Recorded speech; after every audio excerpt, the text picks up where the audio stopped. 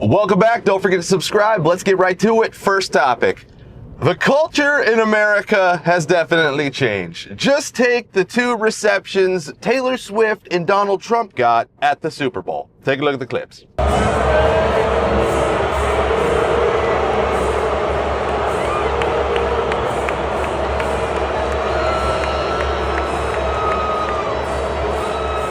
Rulers fight for the ramparts we watched. Okay, I mean, if that doesn't just show you that America is so back, I get it, it's an NFL crowd, and Taylor's kind of not very popular with the NFL crowd right now. But, come on, 5 years ago, would Donald Trump have gotten that type of ovation at a Super Bowl? I think not. Would Taylor Swift have gotten that type of boo at a Super Bowl? I think not. It just shows that people are pissed if you are anti-America, if you're not pro-America. I'm not going to say Taylor Swift's anti-America, but she's definitely not the pro-America that we're seeing right now. The Trump, we're making America great again type person. And it's just so great to see Trump getting just cheered and loved at the Super Bowl. He's the first sitting president to ever attend the Super Bowl, which is a little weird. But yeah, it couldn't happen. It couldn't have happened to a more deserving guy than Trump. I'm just so happy for the guy. What can I say? But all right, next topic. Was Kendrick Lamar the right guy to perform at the Super Bowl? Now, I don't know, as far as I'm concerned, this performance, I don't know who Kendrick Lamar, I know I've heard of the guy, but I've never heard a Kendrick Lamar song. So I'm not going to say it was like a terrible Kendrick Lamar performance.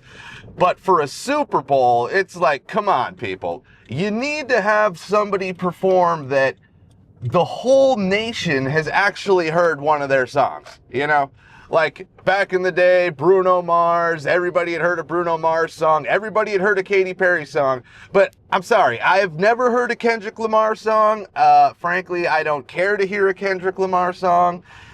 And the performance just fell flat. Everybody, all the news outlets were claiming how it was this historical performance and it was so great. But all the things I saw people online saying were like, yeah, this wasn't that good of a performance. He baited about Drake.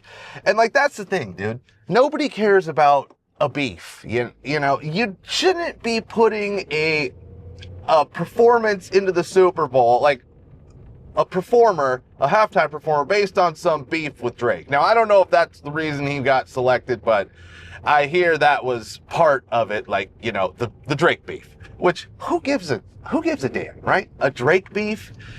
Just the Super Bowl needs to feature a halftime performer where everybody in America has at least heard 2 to 3 songs. Bar none, that's the qualifications to perform at the Super Bowl.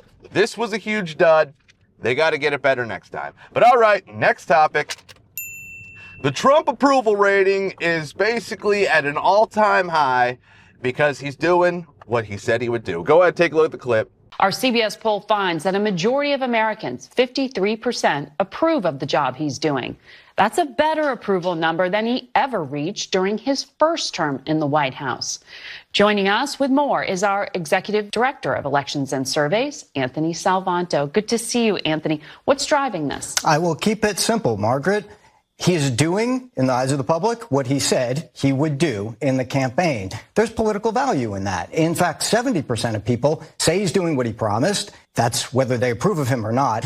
Now, there's another part of this that continues over from the campaign. There were words that he was described as being tough, being energetic, and he still is today in big majority numbers. So as people take a look in these first few weeks, there's been a lot of activity. They're getting that general sense of governance, and that's being reflected in these early numbers. So that's perception. What about the actual policies? Well, let's start with the ones that are popular. And again, these echo a lot of what we saw in the campaign. The idea of deporting those in the country illegally continues to be popular. We saw that in the campaign. Sending troops to the U.S.-Mexico border. Again, majority in favor. We'd seen that in the campaign. For his supporters in particular, the focus on ending DEI is popular. We had seen in the campaign, a lot of them thought those processes had gone too far. Yeah, and if you don't appreciate the fact that Trump is doing exactly what he said he would do, like they said in that clip, then what is your problem with the guy? You just hate him because that was the cool thing, like, oh yeah, everybody hated Trump because that was the cool thing to do. But now, what do you hate about the guy? He's making America great again. He's doing exactly what he said he would do, and people voted for it. So now he's got the mandate of the masses. And that's what's so great about this Trump term, is that he can say he's got the mandate of the masses, and this is what the people voted for. Because the popular vote, people, popular vote. He was never able to say popular vote the first time, but now it's just a beautiful thing that the people actually voted for him to do what he's doing, and he's doing it. And it just feels great. And, the left-wing media can't handle it. But all right, next topic.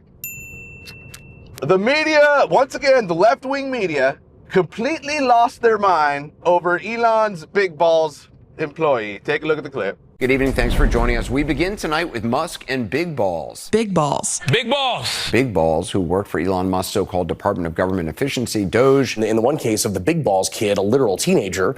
Big Balls online, big balls here that Katie's talking about. A 19-year-old that goes by the username Big Balls. So that would be one way that we could refer to him. Young computer whizzes, the aforementioned Big Balls. Because who among us doesn't feel better about big balls in charge of American air traffic control? Welcome to the internet, left-wing media. Apparently you haven't been on the internet ever, I guess. I mean, come on. Just go back to the late 90s, early 2000s, and the days of, AOL, Instant Messenger, and chat rooms. Everybody, if you were alive in that time, you remember. But I mean, come on.